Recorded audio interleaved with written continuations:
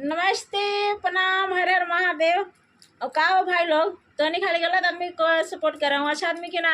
तो तनी सपोर्ट करूँ सब। एगो प्यारा से शोर लेके आईली, सुनिया हूँ तो लाइक कमेंट जरूर करिया हूँ।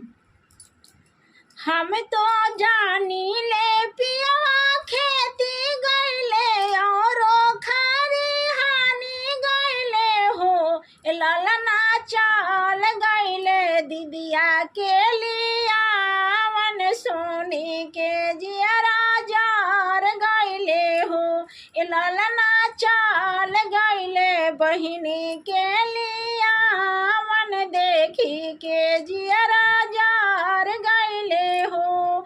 आगे आगे आईली नाना दिया तो करा पीछे भागी नवायलन हो। ओ ललना से करा पीछे अलन कूला फोड़ा ना देखी के जियरा जार गईले हो। ललना से करा पीछे अलन कूला फोड़ा ना देखी